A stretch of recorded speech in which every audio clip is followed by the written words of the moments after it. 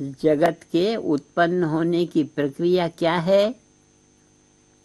बड़ा कमाल किया है भर्तृहरि ने ये कह के कि जगत के उत्पन्न होने की प्रक्रिया क्या है। विवर्त है, विवर्त। उनको हजारों पीएचडी देने का मन होता है। खाली ये जगत की प्रक्रिया का जो उनने वो जो उसका वर्णन किया ना, जगत की प्रक्रिया। जगत की प्रक्रिया क्या है। जगत की प्रक्रिया है विवर्त। अब इसको विवर्त को थोड़े से में समझ लो। विवर्त कहते हैं रज्जु में सर्प का एक रस्सी पड़ी है और रस्सी जरा अंधेरा सा है तो वो सर्प दिखने लगा। तो रज्जु में सर्प जो है, रज्जु में सर्प का जो भान हुआ वो जगत की उत्पत्ति की प्रक्रिया है। बड़ा कमाल किया है भर्तृहरि ने इन शब्दों में, बड़ा कमाल किया है कि जगत की प्रक्रिया माने जगत कैसे बना। जगत कैसे बना। जगत वैसे ही जगत वैसे ही बना जैसे सर्प बन गया, रज्जु का सर्प बन गया। इसको कहते हैं विवर्त। तो विवर्त में क्या है। विवर्त में अर्थ की प्रधानता है। अर्थ, अच्छा अर्थ को वहां समझो जैसे ये क्या कहते हैं इसको, स्मृति। एक स्मृति है। फिर वहाँ चलते हैं अपने बरगद के वृक्ष के पोल में, स्मृति है।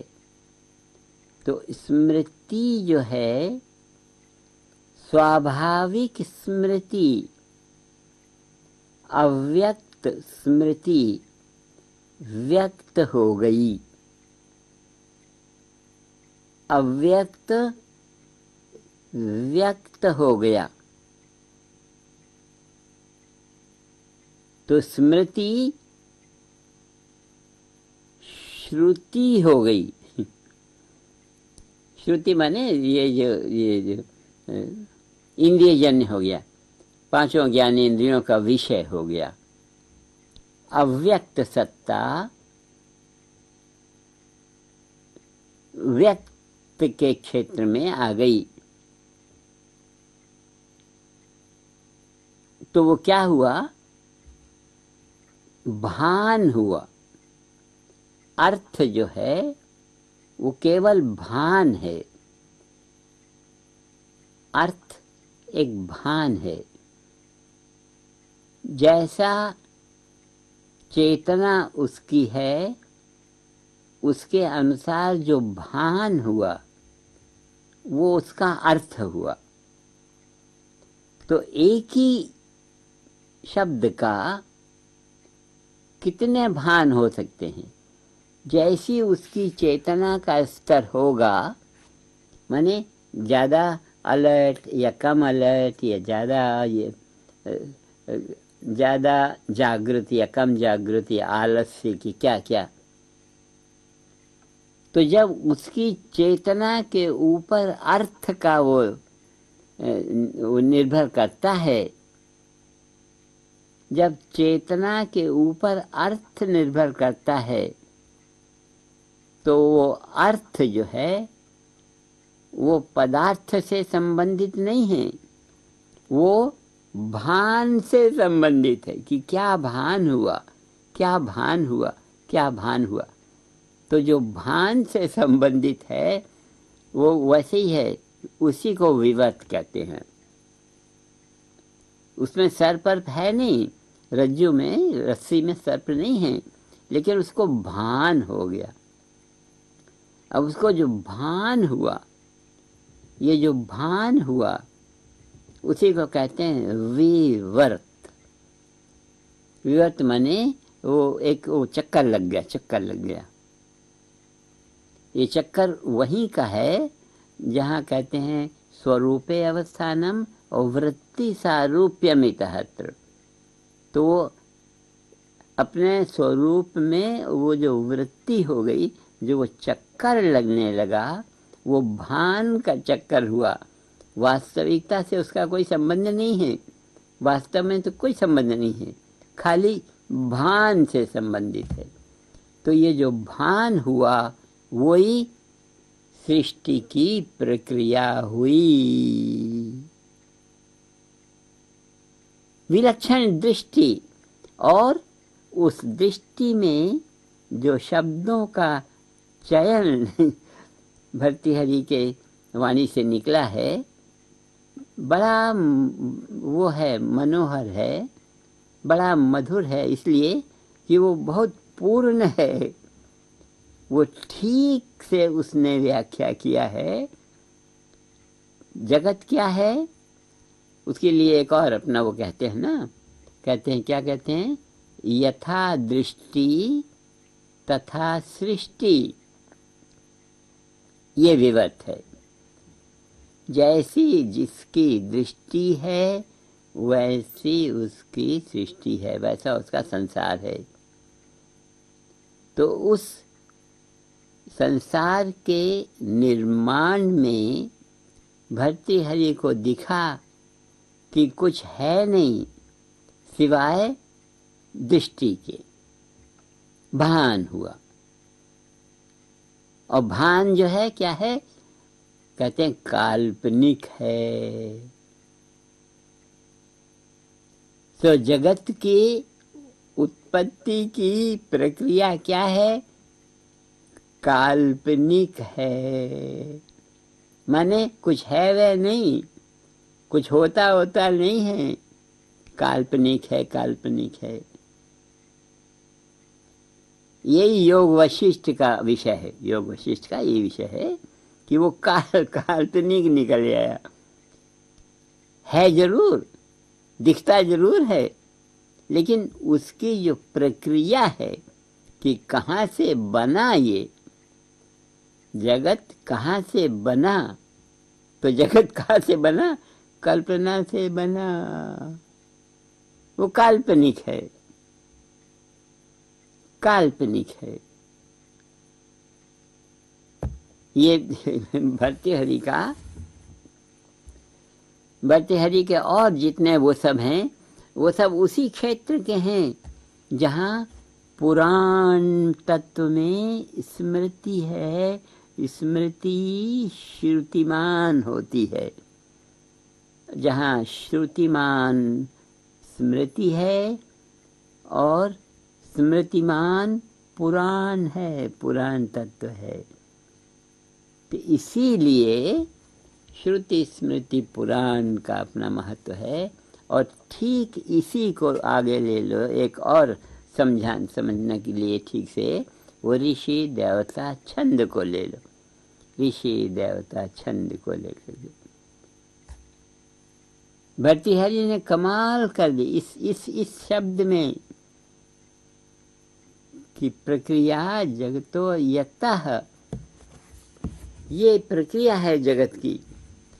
जगत को उनने वैसे ही हवा में उड़ा दिया। ये भर्तृहरि, ये भर्तृहरि। जो वो दूसरे और ग्रंथ हैं भर्तृहरि के, उनको दुनियादार लोगों ने इधर उधर करके वो गड़बड़ कर दिया है। लेकिन है वो उसी स्तर का विवेचन, उसी सत्य का वर्णन है। वो ब्राह्मी चेतना का सारा मटेरियल जो है, ब्राह्मी चेतना का वो वाग्जाल है। वो वाग्जाल है। बड़ा अच्छा नुक्ता पकड़ा है आपने, बहुत अच्छा। हमको बड़ी प्रसन्नता हुई। ये भारत है, ये भारतीय मस्तिष्क में ही उतनी निर्मलता से एक सारे पंच भौतिक जगत का आधार केवल ज्ञान, भान माने ज्ञान हुआ, हमको भान हुआ, वो भान हुआ, कल्पना हुई, ज्ञान से संबंधित, ज्ञान से संबंधित, ज्ञान से संबंधित, पूरा का पूरा सब ज्ञान से संबंधित। ये यज्ञ जो अपने लोग करते हैं ना, यज्ञ होते हैं, वो वैदिक लोग यज्ञ करते हैं। यज्ञ या ज्ञा, जो या माने जो, ज्ञा माने ज्ञान, जो ज्ञान है वो यज्ञ है। यज्ञ का सारा जो सिद्धांत समझते हैं ना, कि वो ऊपर ध्वंसा भाव और प्राग भाव, ये जहाँ प्रक्रिया में बदलावट आती है, अत्यंता भाव होता है, वो ब्राह्मण के क्षेत्र में मंत्र ब्राह्मण योर वेद नाम ध्येयम, संधि का ये गुण है, संधि का गुण है। ये बहुत गंभीर बात है कि जो ज्ञान से उत्पन्न है उसको ज्ञान से ही अपने व्यवहार कर सकते हैं, ज्ञान से ही व्यवहार कर सकते हैं। इसलिए पूरा का पूरा जो क्रिया का क्षेत्र है वो पूरा का पूरा अपने ज्ञान से संभालने की अपनी मर्यादाएं हैं, अपने देश की मर्यादाएं हैं। ज्ञान से संभालते हैं, ज्ञान से संभालते हैं, ज्ञान से संभालते हैं। वेद माने ज्ञान, वेद, और जहाँ वेद है वहाँ देवता है।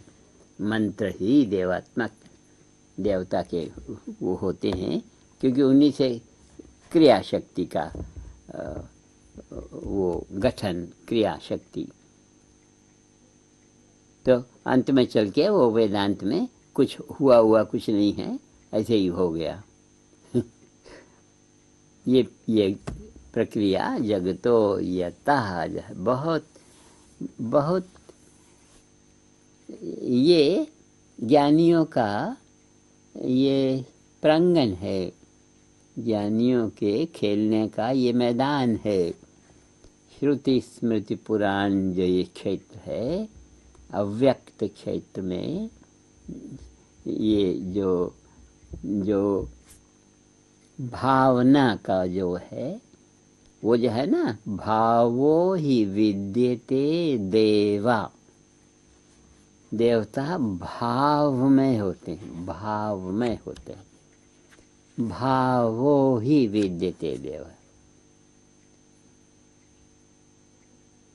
और वो भाव जो है वही जगत कारण है, जगत की उत्पत्ति का कारण है।